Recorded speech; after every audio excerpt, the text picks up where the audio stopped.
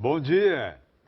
A produção de proteínas na forma de carnes, de leite e de ovos tem um custo alto, principalmente no item ração para os animais. Mas há também um custo ambiental que cada vez mais está sendo compreendido pelos pecuaristas, porque nem tudo que os bovinos, os suínos e as aves comem é transformado em proteína. A quantidade produzida de dejetos, de esterco, é um problema para o meio ambiente. As fezes dos animais são uma fonte extraordinária de gás metano, que polui a atmosfera com uma força 20 vezes maior do que o gás carbônico. No programa de hoje, você vai ver um caminho para enfrentar de modo sustentável e até lucrativo esse desafio. Centenas de produtores brasileiros já embarcaram nesse projeto. Será possível criar animais confinados em grande quantidade e, ao mesmo tempo, reduzir o impacto da poluição que eles provocam? No Globo Rural de hoje e no domingo que vem, você vai conhecer criadores que estão enfrentando esse desafio. São criadores de gado e de porcos que usam o biodigestor. O equipamento trata os dejetos dos animais e dá renda.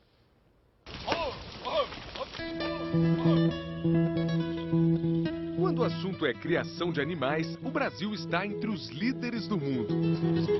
De norte a sul do país, nossos sítios e fazendas abrigam milhões de cabeças de gado de corte, vacas leiteiras, porcos, cabras, ovelhas, frangos. Além de serem enormes, os nossos rebanhos têm boa produtividade, geram riquezas pelo território e garantem uma oferta abundante de alimentos para a população. O problema é que em certos lugares a concentração de animais é tão grande que traz riscos para a natureza. Afinal, onde tem muito bicho, tem muito estrume, muita urina, dejetos que, sem o manejo adequado, se transformam em fontes de poluição. Você tem um problema de acúmulo de nutrientes. A ecóloga Magda Lima estuda o assunto na Embrapa Meio Ambiente, que fica em Jaguariúna, São Paulo. Segundo ela, se considerarmos apenas os rebanhos confinados de bovinos, aves e porcos no Brasil, a produção de estrume e urina chega a 410 milhões de toneladas por ano, o equivalente a mais de 1 milhão de toneladas por dia. Doutora Magda, essa montanha de dejetos pode trazer que tipo de problema para o meio ambiente? Você pode ter a contaminação no solo. Você tem uma quantidade muito grande de elementos sendo adicionados no solo que às vezes não tem capacidade para absorver esses elementos. Pode ser também que nós tenhamos problemas de percolação, de infiltração desses elementos até os lençóis freáticos. Podemos também ter problemas de contaminação de rios, de açudes e de recursos hídricos em geral. Sem o manejo adequado, os dejetos também atraem moscas e podem transmitir doenças para rebanhos e seres humanos.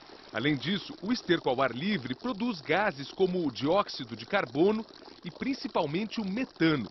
São os chamados gases de efeito estufa, que provocam a elevação da temperatura do planeta. Segundo especialistas, o fenômeno conhecido como aquecimento global já está provocando mudanças no clima. Principalmente a alteração, o aumento de eventos extremos, como por exemplo, aumento de enchentes, de furacões. Existe uma alteração climática, né? E também do padrão de chuvas. Quer dizer, são consequências importantes. São consequências importantes para a humanidade. Doutora Magda explica que várias atividades do mundo moderno liberam gases que provocam o aquecimento global. Indústrias, usinas, carros, aviões. No campo, os maiores vilões são as queimadas, que geram dióxido de carbono, a movimentação de terra, que produz óxido nitroso, e os enormes rebanhos comerciais, que liberam milhões de toneladas de metano para a atmosfera. Quanto maior o volume de animais, maior a produção de gases poluentes. Daí então um grande desafio da agropecuária moderna: produzir alimentos de qualidade em quantidade e, ao mesmo tempo, combater a poluição. Nós vamos conhecer criadores do sul do Brasil que estão conseguindo enfrentar essa questão de maneira inteligente. Saindo de Jaguariúna, em São Paulo, nós viajamos até a região de Toledo, no oeste do Paraná.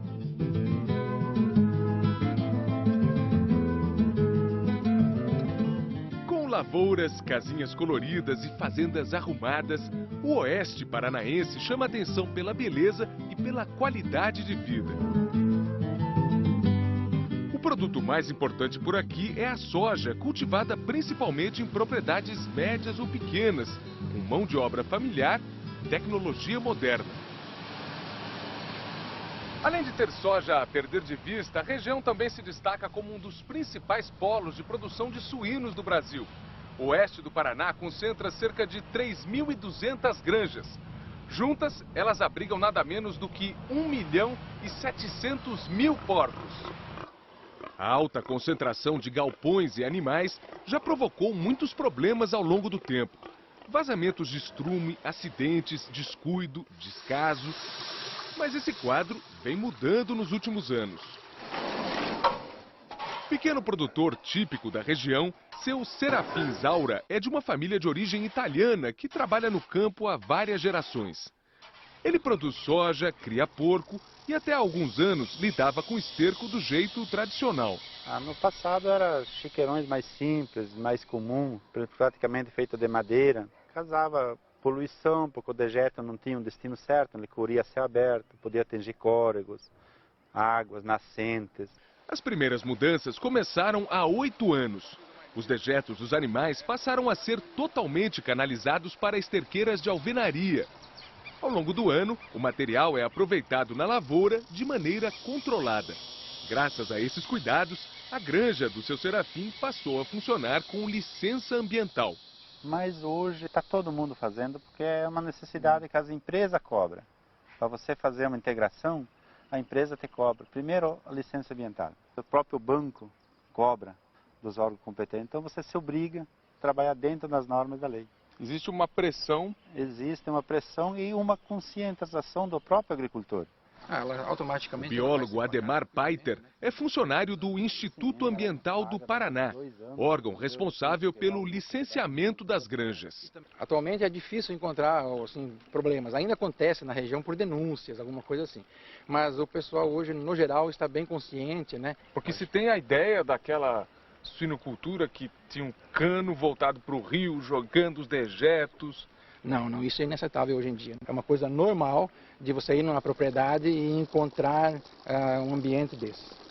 A adoção em massa das esterqueiras representou uma grande melhoria para os criadores e para a natureza da região. Só que a esterqueira sozinha não resolve todos os problemas. Afinal, como você viu, os dejetos ao ar livre também produzem gases poluentes, como o metano, que contribui para o aquecimento global. É aí que entra o biodigestor. Com ele, além de evitar a contaminação do solo e das águas, os criadores reduzem a emissão de gases nocivos na atmosfera. Um biodigestor nada mais é do que um reservatório coberto com lona plástica. O tanque que vai receber os dejetos tem paredes revestidas com concreto ou lona. O tamanho e a profundidade variam de acordo com o lugar e o volume de dejetos de cada criação. O material entra no tanque, vai se deslocando bem lentamente, até sair do outro lado. Durante o percurso, que dura cerca de 30 dias, ocorre o tratamento dos dejetos, que se tornam menos poluentes, como explica o engenheiro ambiental Guilherme Dalmaso. Dentro do biodigestor, as bactérias presentes nos dejetos consomem a matéria orgânica proveniente da granja. É um processo biológico, onde toda aquela matéria orgânica que não foi digerida pelos animais é decomposta pelas bactérias dentro do biodigestor. Dá para dizer que elas se alimentam da matéria orgânica? Exatamente. Esse é o processo que acontece dentro do biodigestor. Vão se alimentando e vão produzindo o biogás. O biogás é uma composição de vários gases, sendo essencialmente o metano. Agora, olhando assim, fica inflado que nem um balão, né? Exato. O biodigestor está inflado desse jeito porque aqui dentro a gente tem biogás. E o biogás produzido, ele tem pressão. E aí dá essa formação de balão. Deixa eu ver aqui. A lona é bastante resistente, onde a gente consegue armazenar toda a produção de gás durante um dia. O biogás é inflamável e por isso pode ser aproveitado na propriedade como combustível. Ele pode movimentar motores, gerar energia elétrica, aquecer granjas ou casas nos meses de frio. Uma vantagem ecológica é que com a queima do gás ocorre a destruição do metano, que é muito agressivo para o meio ambiente. O produto da queima do metano é o residual CO2, que é o dióxido de carbono. Quer dizer, o metano queimado se transforma em dióxido de carbono. Exatamente. O metano, que é o principal componente do biogás, é 21 vezes mais agressivo ao meio ambiente do que o CO2. Tá. E com a queima do metano, nós temos esse ganho ambiental.